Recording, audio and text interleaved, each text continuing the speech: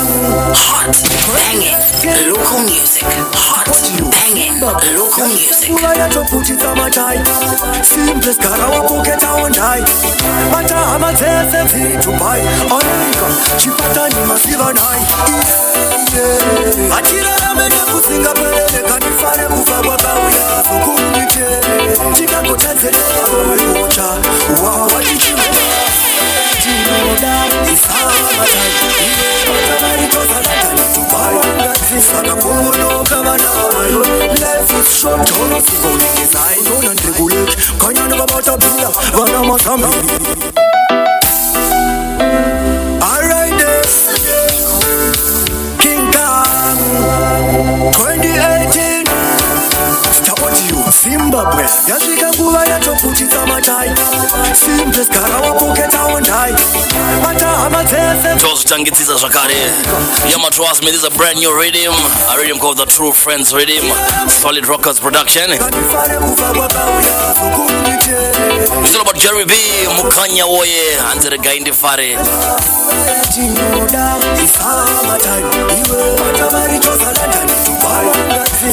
0731-168-045. That is the number to get in touch with the Bishop and DJ Tubad, as well as with Enormous, Simplex, and Crispy. They are in the studio with me right now. We are launching this rhythm, True Friends Rhythm. Give me your views and comments. What do you think about this rhythm?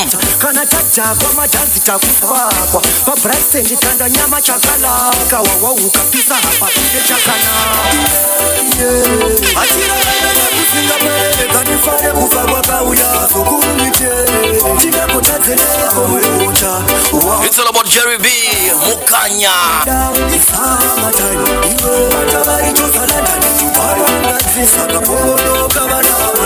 Life is short,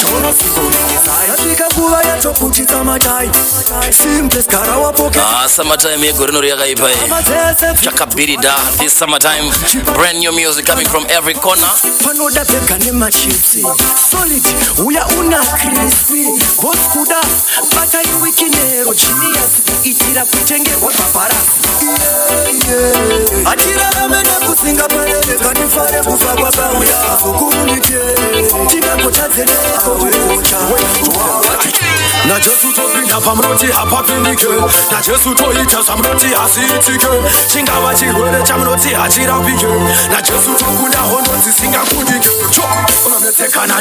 Unoneteka nane, mambo Jesu varipo saka unochke. Unoneteka nane, trust and obey. Arimandiri mukuru, kufura arimunika, saka atifeta kakundika. Menu, bata number your selector. Yeah man, so many people asking questions. Where is Terminator? What is Terminator doing nowadays?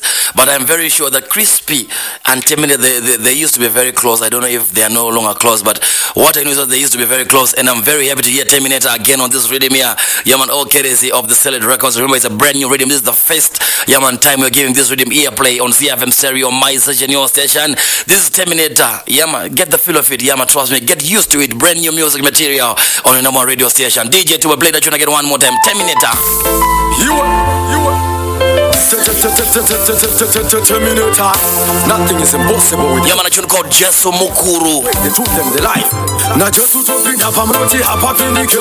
Na Jesu to ita samroti asi. What do you think about this rhythm? Rate it.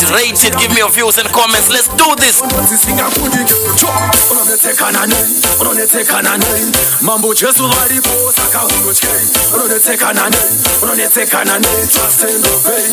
Arimandiri mukuru, kufura. Big up teacher Marori. Jesu mukuru, kufura satani, saka angati misentiani. Arimandiri mukuru, kufura arimunika, saka atifeta kakundika. Jesu mukuru, kufura satani, saka angati misentiani. Uriati vaitofunga kuti haaruveke, Razaro vaitofunga kuti haamutsike, Daniel vaida kuti arumwe neshumba, iyo shumba yakati uyu haarumike. Jona Ona aitofunga kuti haatumike aiti kuniniva ini handisike aiti hazviite kuti vatendeuke akazozviona kuti Mwari havatizike masimbo ejeriko akadonha seiko Joshua zuva akarimisa hanzi magereketsa sevhaibheri hanzi magereketsa anamate. This is Terminator in case you never know. akararama seiko ari mudumbu Tell them Terminator, tell them straight. misheki nabe Chimshini chemangoma. seiko ari mandiri mukuru kupfura ari munyika saka tife takakundika Jesu mukuru mukuru kupfura satani saka ngatimise ndiani ari mandiri mukuru kupfura ari munyika saka tife takakundika Jesu mukuru mukuru kupfura satani saka ngatimise ndiani ndawanisera akange akura makore ake ekuzara akange afusa Paninovhara maziso vangu ndinorota mai vangu kunyangwe zvavo vakaenda kare asi vanonditeura nezveupenyu hwangu pandinorara ndinoona mai vangu vachindishanyira vonditipira. Introducing the voice of Gweru, Legian. Chonkoda mai vangu. Pandinorara ndinoona mai vangu vachindishanyira vonditipira. Zvavakasara uri wega kune vanedanga newengarira. Chekutanga pane vasikana vari kuzora zvakawanda kuti machinda hopo vakofadza zvakangwarira. Zviri zvirwere vainazvo zvakawanda kana ukasangwara vokuzadza. Chechipiri pane mapesa anotengesa madrugs usamikisa navo diki usatamba nemadrugs. I just love the message. I love the message of this rhythm here. I love the message, the lyrics. Legian representing Gweru. Yeah, man, trust me, I'm there upon a rhythm called what? The True Friends rhythm. Yeah, I'm not go waste time. I'm not waste time. Yo, look you, Wagwan. You alright? Wagwan, my brother. So I'm here to sing on me. I'm Jubong. Tokuchinga misa dimfaruka. I want. Chiti maita basa matigira rhythm gairi. It's a good thing. Chiti pana Legian papa. Artinga zi. Anagara Gweru go. Maka zvamisa kuti kuzore kuti akati kuti reko kwere kana kuti maita ya muri kutaka email masono ke makapapamisa seya Ayo wakauya kuno sai. akaya kuno kuma murekoda pariti mapane maartist mangani pariti mbeda Pane matisa akati ozvo. roughly kumangani kuma 200 300 Ayo no. Kuma 30. kuma 30 Yeah, man, it's a good thing, trust me. So already mara kutora how many days ara kutora mukakariba se kuti unyaso pedza kuita full recording zvese mastering zvakutora mukakariba se 4 months. 4 months. Yeah, man. It's a good thing. Ravaro redeem. Yeah, Ravaro. I'm just my late entry. No. Serious? I'm not going to be nobody. Late entry. It's okay. So let's just feel the rhythm. Remember, we are sampling a brand new rhythm called the True Friends rhythm. Yeah, man. It's a solid production. I've got Simplest in the building. I've got Crispy in the building as well. So give me your views and comments. What do you think about this rhythm? A rhythm called the True Friends rhythm. It's a brand new rhythm, oven fresh. So give me that tune again one more time. Legian from Gweru. Lego squeeze. 0731-168-045. That's the number to get in touch with me. Give me your ratings. Let's rate this rhythm here. Paninovhara maziso vangu ndinorota mai vangu kunyangwe zvavo vakaenda kare asi vanonditeura nezveupenyu hwangu pandinorara ndinoona mai vangu vachindishanyira vonditipira zvavakasara uri wega kune vanedanga newengwarira pandinorara ndinoona mai vangu vachindishanyira vonditipira zvavakasara uri wega kune vanedanga newengwarira chekutanga pane vasikana vari kuzora zvakawanda kuti machinda hopo vakofadza zvakangwarira zviri zvirwere vainazvo zvakawanda kana ukasangwara vokuzadza chechipiri pane mapesa anotengesa madrugs usamikisa navo diki usatamba nemadrugs vangaita kunge vari kunakirwa nelife asi mikisa navo chete from riches to rights pandinorara ndinoona mai vangu vachindishanyira vonditipira zvavakasara uri wega kune vanedanga newengwarira pandinorara ndinoona mai vangu vachindishanyira vonditipira zvavakasara uri wega kune vanedanga newengwarira mwanangu kuti pachikoro wakaenda ukadzidza ari zvino yame manziyo worita komukurarama unotomakasita ukatamba nemamero ramangwana unopfidza mumapawa ukaenda kunogita mune mamero saka sichaziworita ukatsangwara unosara wakupita zvikwambo nevaroyi vofita pandinorara ndinoona mai vangu vachindishanyira vonditipira. You're my real meditation levels. Pandinorara ndinoona mai vangu vachindishanyira vonditipira zvawakasara uri mazuva ese chingopfukama werekerewo dzoka zvewapfukama unoposiva here zvoreva kupfukama nhasi unodazouya nedama unokumbira rurekerero everyday uchingoti mwari ndinzwei sei zvichiitika kwandiri sei unoti vanofila sei unokumbira rurekerero everyday uchingoti mwari ndinzwei sei zvichiitika kwandiri sei unoti vanofila sei munouraya vanhu mutonyora mapurisa munozviziva here gena rinopisa zviri kuitika panozvi Mageto youth level.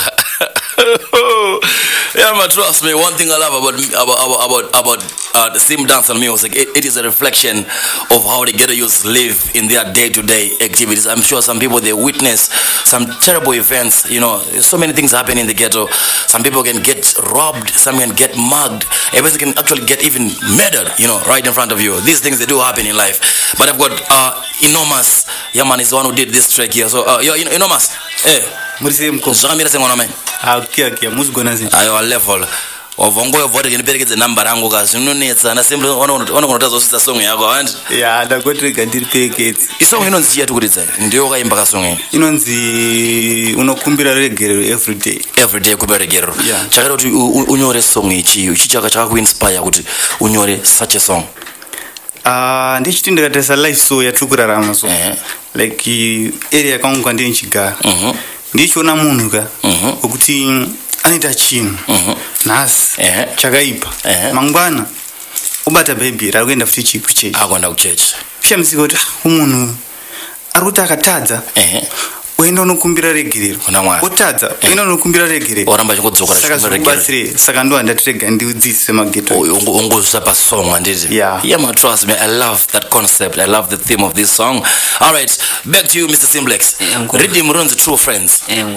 Kuti uneme Rhythm True Friends chii chakaitika ndakakupa idea yokuti ngarinzi True Friends Rhythm neda mboya zona shamwari zimashuwa handiti vangoti True Friends saka ndo ma friends akochitira kaimba Rhythm ndo shamwari zipage. All right, true straight scene. Yeah, but trust was a loyalty over royalty because one good friend is better than pocket money. Why is there? Because mushamwari zinemazi zinonetsa. So let's get back. This rhythm is a brand new rhythm called the True Friends Rhythm. Give me your views and comments. Let's rate this rhythm as well. 0731168045. That's the number to get in touch with Abisha Palmer and Tubat and Simplex and Crispy and Enormous. Give us your views and comments. Let us know what do you think. Are you loving this rhythm? Rate it as well. Let's do this together. But right about this Enormous and listen to this song. It's a good tune. Squeeze. Let go.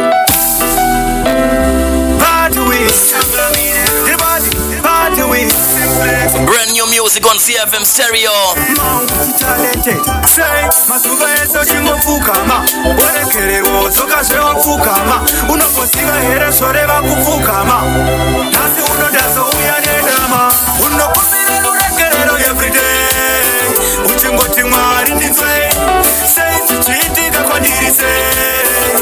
Unoti vanofila sei unokumbira ruregerero everyday uchingoti mwari ndinzwei sei zvichiitika kwandiri sei unoti vanofila sei munouraya vanhu mutonyora mapurisa munozviziva here gena rinopisa zviri kuitika pano zviri kutyisa simba ramwari muri kurichipisa uko neuko machechi awanda rabhizinesi voda mari dzakawanda vamwe vatovabatsira nezvivanda vachiita zvinhu zvavo vakawanda unokumbira ruregerero everyday uchingoti mwari ndinzwei sei zvichiitika kwandiri sei unoti vanofila sei unokumbira ruregerero everyday uchingoti mwari ndinzwei sei zvichiitika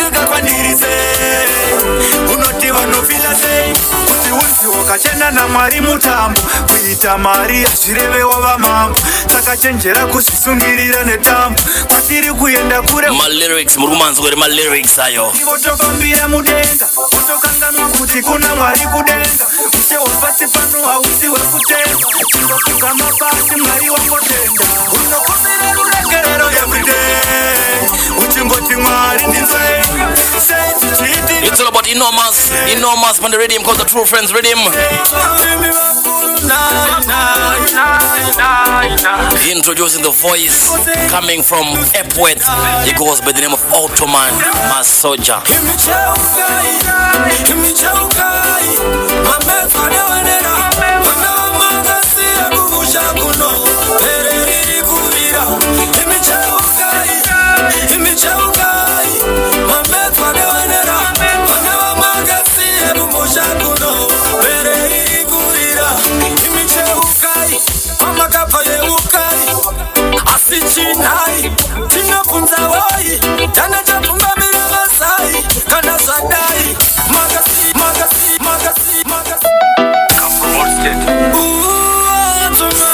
Listen to the message. I love the lyrics on this whole rhythm.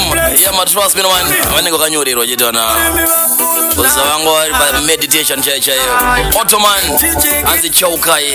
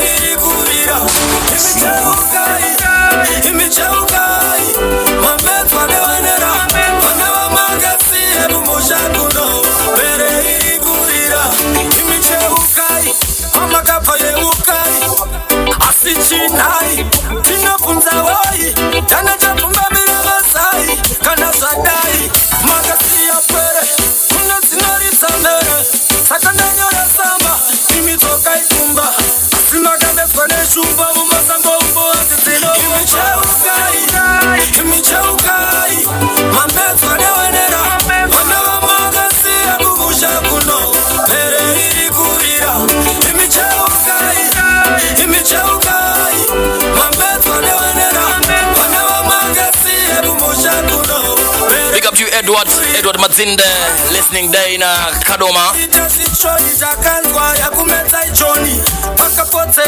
And the big up the Simplex Chisekuru Akumbere Simplex. Big up you Fungai in G-Town and Apaka Gonaba.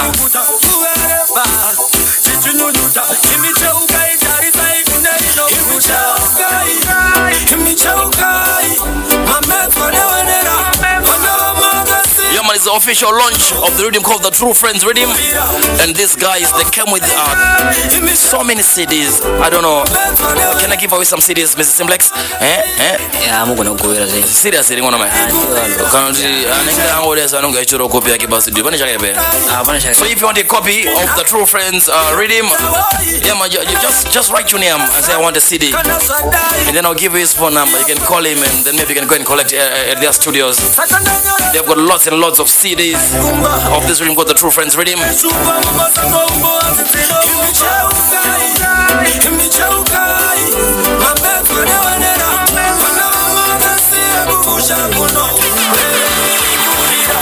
change my answering machine now that I'm alone, 'cause right now it says that we can come to the phone, and I know it makes no sense, 'cause you walked out the door, but it's the only way I hear your voice anymore.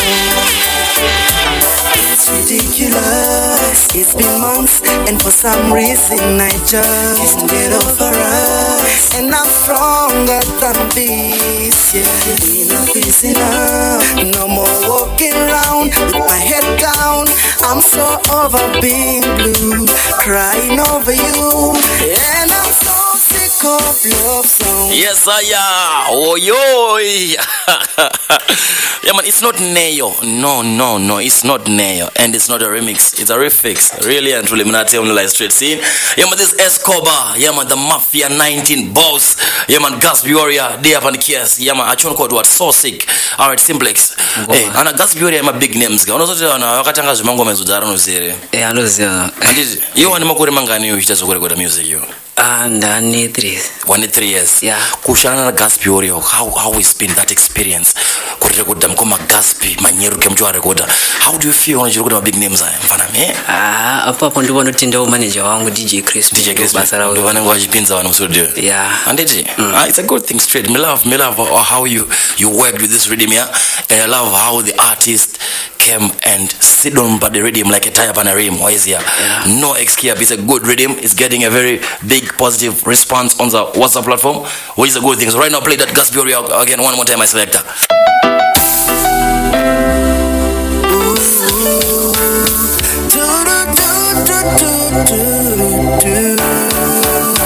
Gotta change my answering machine now that I'm alone, cause right now it says that we can't come to the phone. And I know it makes no sense, cause you walked out the door, but it's the only way I hear your voice anymore. It's ridiculous. We call this the sad love songs. Big up Escobar anyway there. Real mad tune this one. Enough is enough. No more walking around with my head down. I'm so over being blue, crying over you. And I'm so sick of love songs, so tired of tears, so done with wishing you were still here. Said I'm so sick of love songs, so sad and slow, so I can tighten off the radio.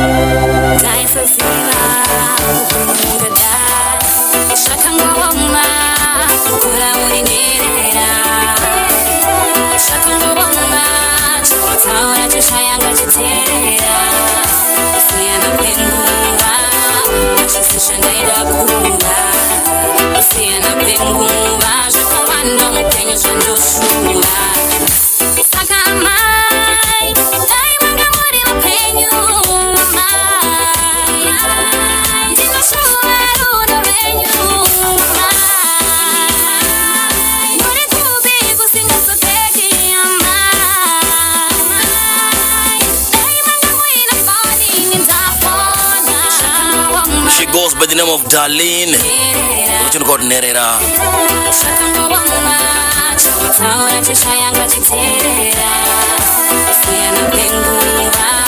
Your Simplex. Go. I can hear some new voices on this rhythm. Yeah. I've never heard of the name Darlene. Can you just tell us a little bit about Darlene? Is she a new artist? Yeah, she's a new artist. She's a new artist. Yeah, from Kadoma. From Kadoma. Yeah. All right, straight me love it. So, you wanna say you? What much is every instrument of email? I know. I go studio. Yeah. So, but it's a good thing because you're stretching your wings. You reach out to discover talent out of Harare, which is a good thing because I think I'm going to go to Harare. I'm going to Zimbabwe. Yes, can never need to know once. Very, very, my new artist. Yeah, very artist. My new artist. My new artist. Yeah, Panewan. Yeah. Who wants to see Harare to be able to me? Yeah, very. Oh, it's a good thing. Cheers. So we'll juggle 3 more songs and then we will call it a re-up because we don't have much time. And the time flies when you're having a nice time. I've got Simplex in the building with me today. The official launch of the True Friends Rhythm. Let's rate it.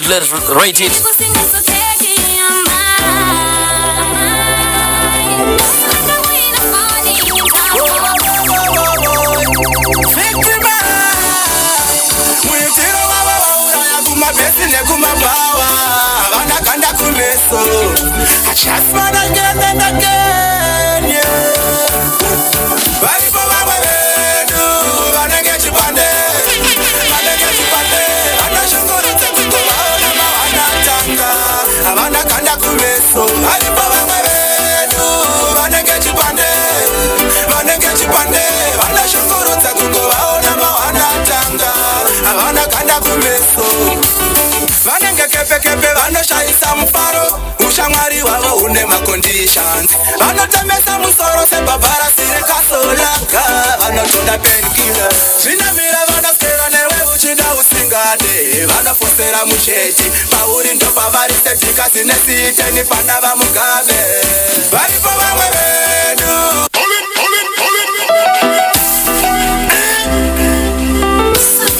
He goes by the name of Stubborn Rasta Chatsiman and the commanding comrade. Muitiro wava vauraya kumabhesi nekumabawa Hanzi vanenge chipande. Chatsman again and again. My lyrics, listen. Varipo vamwe vedu vanenge chipande vanashungurudza kungovaona mawana atanga havana kanda kumeso. Varipo vamwe vedu vanenge chipande vanashungurudza kungovaona mawana atanga havana kanda kumeso vanenge kepekepe vanoshaisa mufaro ushamwari hwavo une maconditions vanotemesa musoro sebhabharasi rekasolaka vanotoda penkila Local music. ngade vanofosera musheti pauri ndopavari sedhika zine siiteni pana vamugabe varipo vamwe vedu vanenge chipande vanashungurudza kungovaona mawana atanga havana kanda kumeso rudo ravo vandakosha saka ini kanidaima maropapatse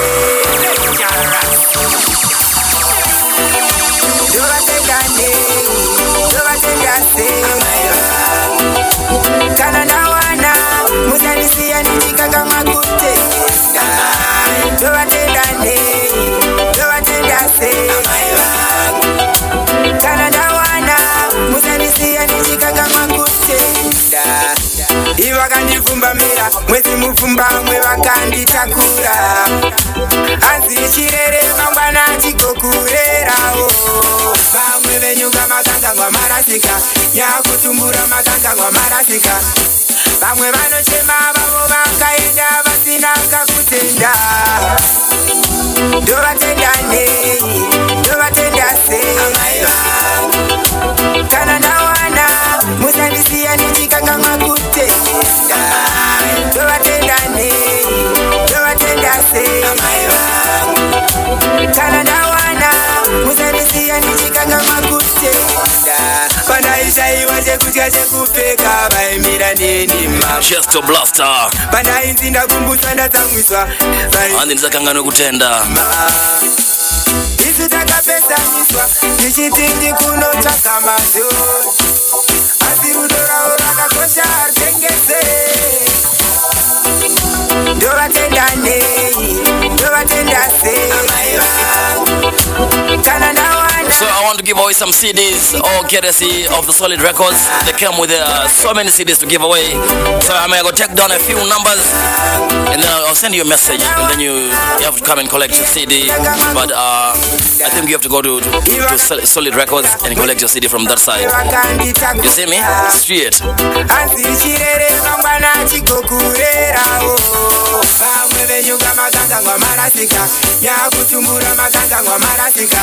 Alright, Simplex. Go. Don't go vonzo shango.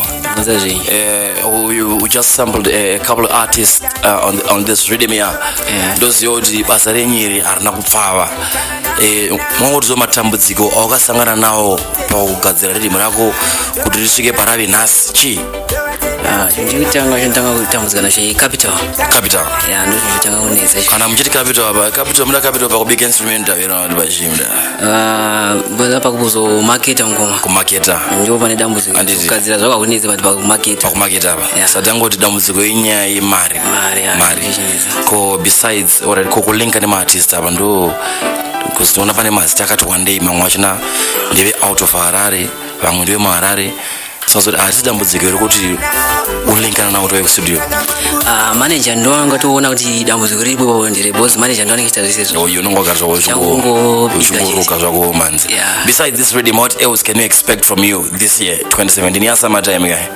ya tumboshanda ma albums kumana kati albums ngoti paka mazita kandiana ndikurushana ma album ushana nani ndikazokupeyeseka mko pale zo ndikuziya zvamu ndikuziya 3 tuba ndosora mukona kumataura nganosotora ndosora zvamu mukona kumataura abaja amutaura ndekunyeba it's okay ndosoti mnenge makasaidana pasi kuti ngazvisalike manje I've got 3 songs that I managed to take from your studio without your acknowledgement. So togojenora ngona me togojenora can God say one more song from this radio and this togojenora so you do ZFM Stereo, my station, your station.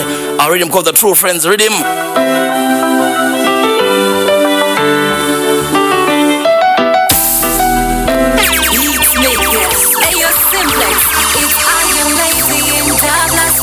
Again and again.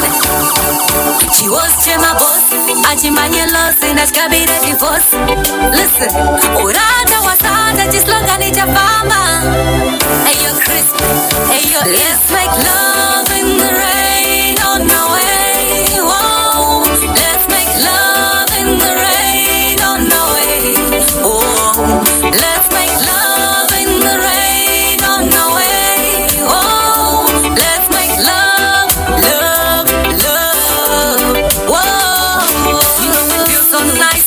In this light, with you by my side, looking like it's broad daylight. Now it's time to shine, cause we are alive. To know that you and me were meant for life, baby. Now take my hand, oh yeah. Now take my hand, oh yeah. Yeah man, so I'm getting some messages on the WhatsApp platform, and some people asking different questions. Answer all these Simplex. 22. On 22 years? Yeah. Okay. Oh,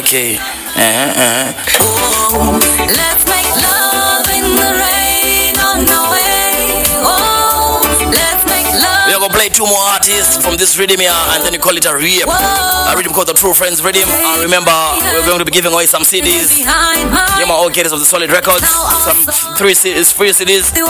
Are the MP3 format or my audio, my CD, Germany? My audio. Alright. Straight. So I'm taking my copy mangana nasa. My copy mangana mina wa. Anditi mango dada. Saka muchaita official launch rekana kuti ingori amuzira event yonyeso launch kana kuti tango launch artist jet. Event chaitwa zvepamberi baba. Pamberi. Zvare niko todakuya kwa magitari. Imi mutebana manager muzombowabata muwafundzisa kuti tokanda CV redu kuti vanobasa kuzokubasa kwedu katunya so yotobatsira chi pango launch. So answer also mushonga Simplex anogona. Wise you're getting some nice messages which are coming through on the WhatsApp platform straight, which is a good thing straight. So before December, uchabuza ngready me ndo last project ya 2017. Ndikona kuzombulisa zvangu budget. Oshanda ma album. We expect ma albums. Ma album na niko. Chozotaura ati ndirivo. Love in the rain on the way. Oh, let's make love in the rain on the way. Oh, let's make love. Whoa.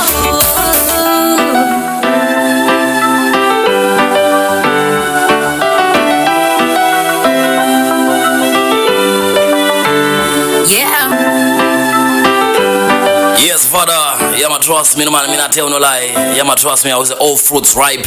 Alright, Simplex, for those people who want to work with you, how can they link up with you? I'm talking about your contact details and where is your studio located as well? You can just give us this information for those people who want to come and work with you. Tripa Avondale Blue Lagoon Shops. Avondale Blue Lagoon Shops. Yeah, then phone number. But DJ Crispy pa 0777 090 083. So go ring Simba 0777 090 083. Alright, saka isenzo studio kuna manje masiya mavara wona kana ariwo. Tasiya masiya makia. Tasiya kia. Amuro ma 24 hours anongoitira nonga kuma nobika mabitsa. Ewa, izoshanda ma 24 hours. Munoshanda ma 24 hours. Samu nongobuka kwake chitoti anachimba na 2 am apana chakaipa. Yeah, kundungwa zacho. Alright, big up on yourself. Tinotenda nokutikira kwaita rhythm or watikira kuti ma singles. Ma singles amanga ndi ma singles amina wa. Bana zina muvigira kama mashuma.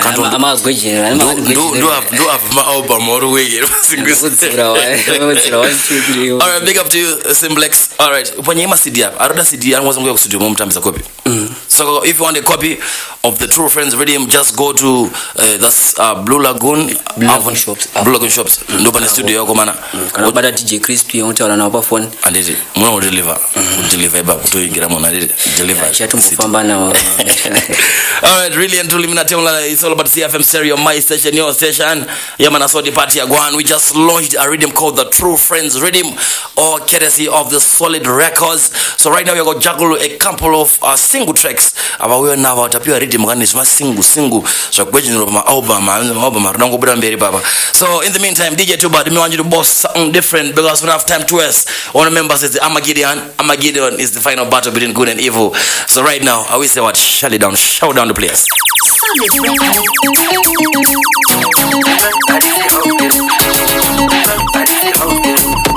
Chuck Gwajanur Waish. One nice please.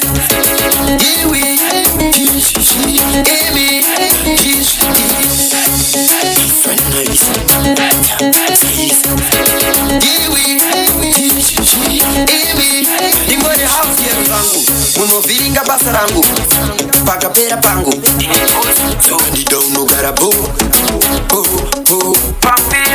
konkandi pamjon nai baba John chinya basa chinkon kara une fesbon ilas bon one nice please. Solid Records.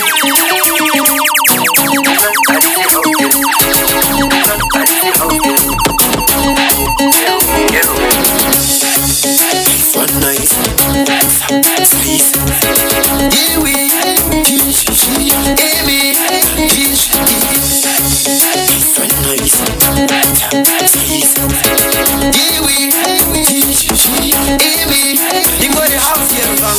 Munoviringa basa rangu pakapera pangu ndidonogara bo konkandi pamjon nai baba John chinya basa chinkon kara une fesbon ilas bon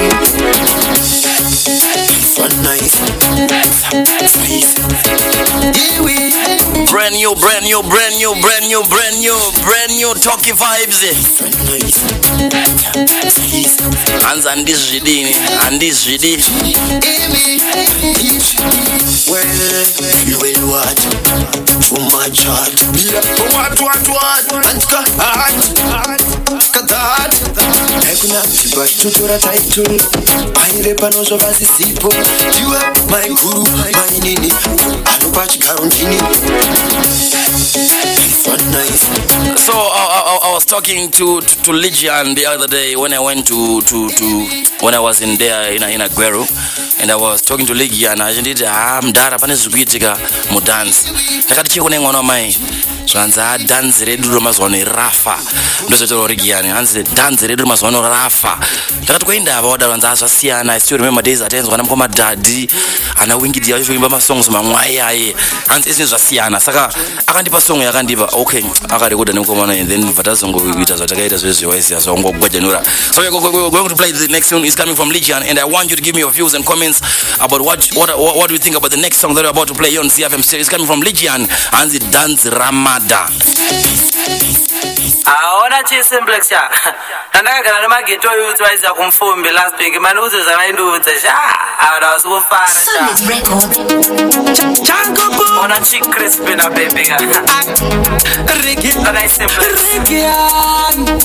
Last time ngoma richa nakita ne manandi chi big money atatukana na tati chi riri bifura inakita kuona zvekuti ku clash zvekutaienda sita tanzira mata vari kupiwa maridhimu vakomana but vari kutadza kutomagata pari zvino tanzi nemutarise musemu tisu zvedu tauya kuzoridzosa mugemu vari kubvunzana ndiani zita semunemu rini zita semunemu rini zita semunemu. All right, straight. Anzi dance ni moshari ya same business. Ameno simplex. Mimi ndimi kama mero kutoka mana.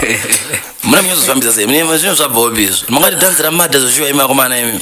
Neno ngoma netofunga yangu yani mfano wangu niso yakanyanya ndambo kufiza mu gazaji biche kuti yakati kuzonzoka na dance ramada.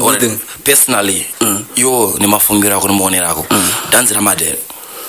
Dance ya ulikuwa maguma aro baada sasa shika maguma sasa anakuja analeta saka aba urikuti uda unzo smadisi ndo zwarikuda naiwa madisi smadisi kantovunza manager ndo give us your view ka manager ngawamba utaronesa watu zoti because I'm sure some people can say that. Even me myself to a certain extent I can say that simdanzo pane payati dzikire mbichana. Of course mashows onarwana mabookings arwana but pane ka that ka waizi atu but ka that kidu ka kuti taizoti kona flyer ka tainono ke nosho kwezo error manager abish to the manager sanyari kuuta nchowati kuzezviitika ansoza zviitika ndioneseka mudare ngo tusikatika mu studio muno matisingone zviitika kunzoko urikuona dance ready rinoranwa nema promoters waizi nema promoters to vanosumudzira chi talent okay. Saka the problem ipo izvo ndekuti una mamwe promoters ako these days ka apiwa mazita vanu ya advertisement uda undisungise nezive paunyare unzora saire pachitupa ka aiwa vaizia kune mamwe promoters vaizia vasiri ku concentrate more on kusumudza ma artists vaizia but rather kungotora mari zvenguva iyoyo. All right, straight on that point at the end of the day turamba chingo recycle chi the same old names, so good big names vaizia. All right, so at the end of the day sikuwana some new artists vari kunge vachito booster kusvika pama levels iwayo. So you're saying that the promoter is the one who's supposed to bring forth new talent in the industry. That's what you're saying. But about same old and you don't like that. Izomanje ukona kuti zvinoraya dance dance because at the end of the day exposure ndo inodiwa kuti vanhu vaende mberi. Isusu as producers we might try as much as we can kuisa vanhu pa platform yaya but at the end of the day kana vanhu vasingachawana mari yekufanda movement hapana zvatiri kuita. But when you get to look at it like way back in the days we used to have the likes of Daddy Distress, Major Ephraim, King Labash, Winky D, just to mention a few. And then we came to an era where we got the likes of Soldier Love, Sia Colors, Kina, just to mention a few. And then nowadays when you look at it, we have the likes of Jazz Signal, Silent Killer, Blood. So I don't really understand. Can you help me understand? Pamuchema napo bas recycling hapa ndepapi ndiani nani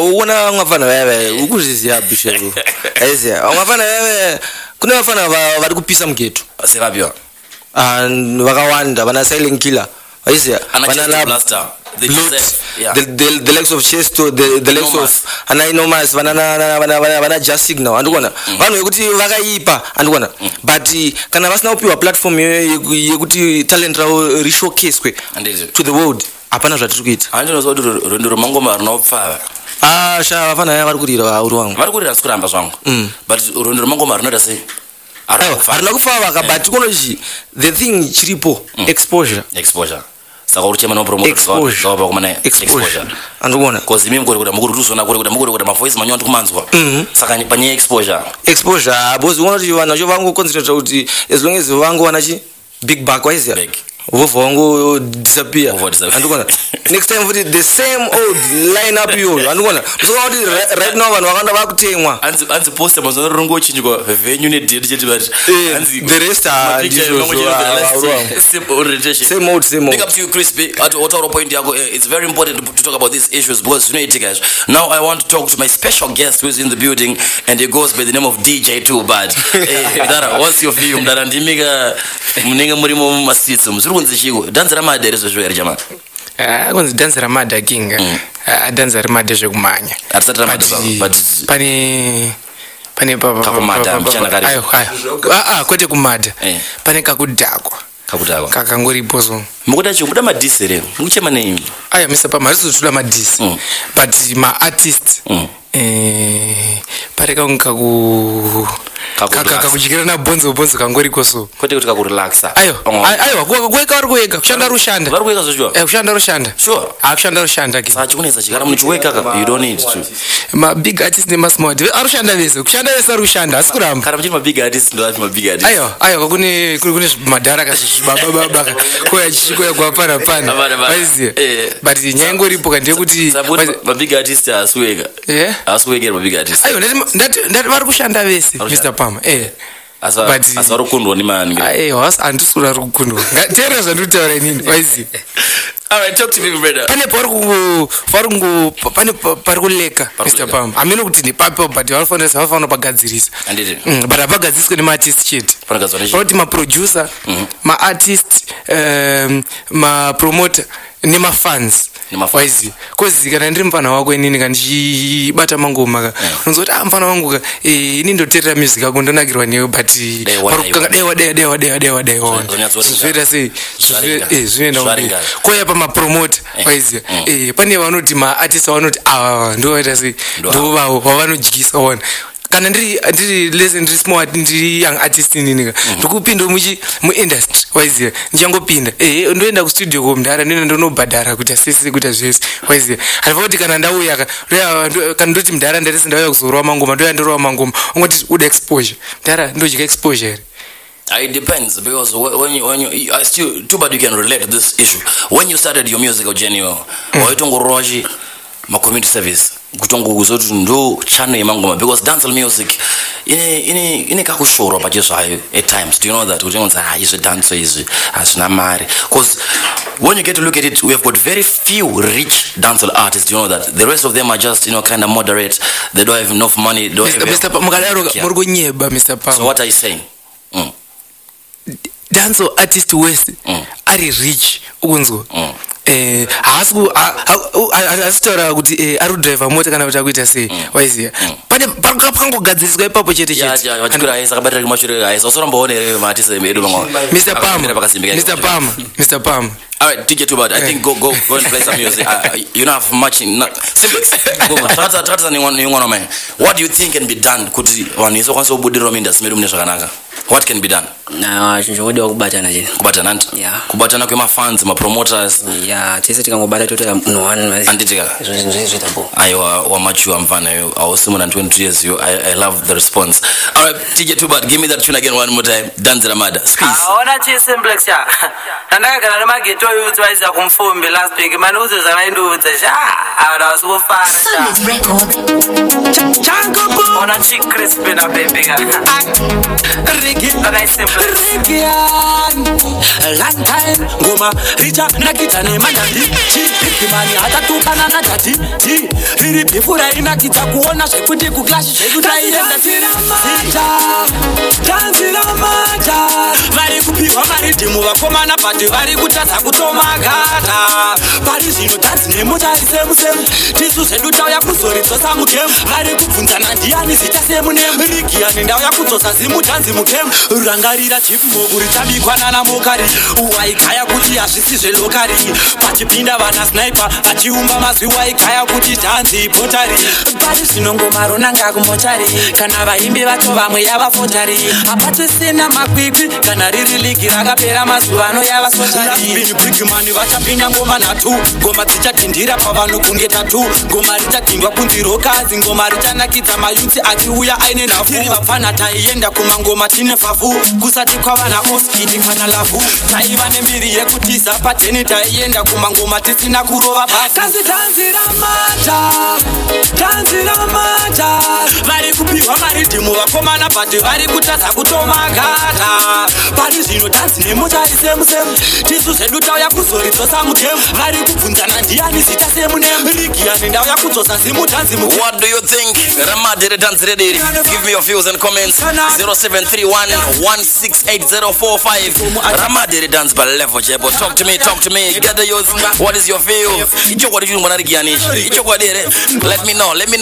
Taienda kuklash taiketa competition iri wala siacha tukana kana na batimani wiki ya sati ya kunzida big money ike zvino kungosera tichityisana network tokata tichambowirirani ngoma rakatekwa kuti bindu we ma fresh pashana tarenda pesa shanda vaneke because no zvava kutonetsa kuti munhu apinde mupumzire bin Louis tanzira mata vari kupiwa maridhimu vakomana bhati vari kutadza kutomagara pari zvino tanzi nemotari semusemu tisu zvedu tauya kuzoridzosa mutemu vari kubvunzana ndiani zita semunemu rigiyani ndauya kudzosa zimutanzi mutemu rangarira chipmogu richabikwa nanamokari waigaya kuti hazvisi zvelokari pachipinda vana sniper achiumba mazwi waigaya kuti tanzi potari pari zvinongomaro ngakumochari kana vaimbi vacho vamwe yavafotari hapatisina makwikwi kana riri ligi rakapera mazuva ano yavasochari bigimani vachapinda ngoma nhatu ngoma dzichadhindira pavanhu kunge tatu big up to you Simplex vakunzirokadzi ngoma trust me no man I tell no lie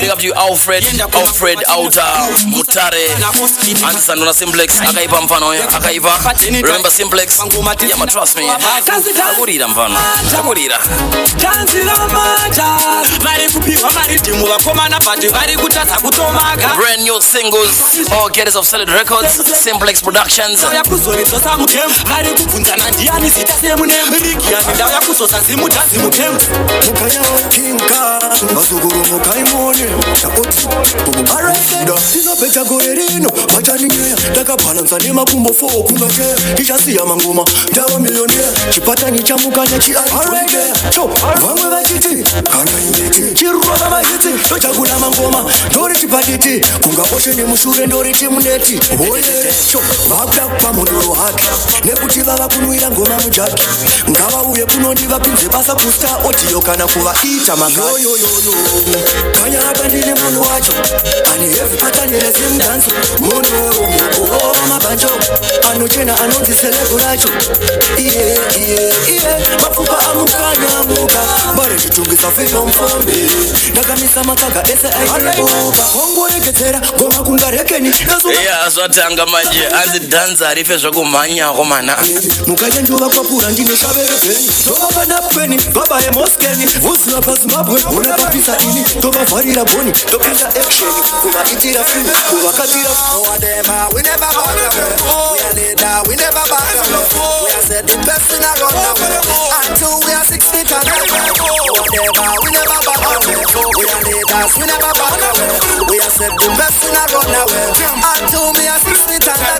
my thing is a delicate so se kada tunge earthquake silent killer ni be endi shake tumwe tunyato matiwa ni be enge chef mageto iti odi like so but you know ima my babes no wine so tiri my entertainers and the pagunakiza chaunga isu tiri my dinosaurs whatever we never back we are leader we never back we are set the best in a run until we are 60 times whatever we never back it's all about Gospel Warrior alongside Silent Killer Wicked collaboration 2017 brand new singles Mukuru Warrior vapinda nefeti Tichema tutu atizveta kungeteti Tabuda nasi museti beteti Copy and paste but ngwarira putika testi Castop puting Vietnam and Mafia 19 Kana uri free Come and see kuti chii chakaloka ma street Big up to Raslalo whatever we never back we are leader we never back we are set the best in a run until we are 60 times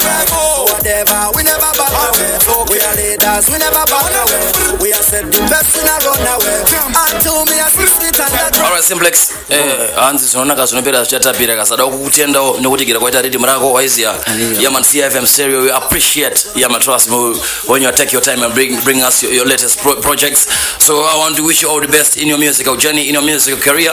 I hope to see you again, bringing us some more brand new Yaman Trust Me vibes. I don't know, what do you want to say to those who are listening, as well to those your fans, people you want to say as a closing statement? Mfara zakanyanya nikusimisa kuita vanhu ndotenda chazonga vari vachisimbisa mwari naita zvinhu zvese kuti zviite bless up saka vanonamata mwari chitungamira vanhu zvese vachichiitawo amen rambe takashingira pane chinhu chese chachichiitawo pachinoramba bless saka panyema CD abo atende kuya studio ndinokwanisa kuwana copy yangu CD yeRhythm Retro Friends amorwana so sure ma CD awandisa you hear it for yourself so if you want a copy of the True Friends Rhythm just go whatever Blue Lagoon Blue Lagoon show so ndotora copy yangu CD andizi kana kuya nimefesa mu 10 munhu zanoona CD rake unowana awandisa bless up unoona mategera inomaza tadombotamba naye Susanditika DJ Tubat Andy Tubat Levels Production.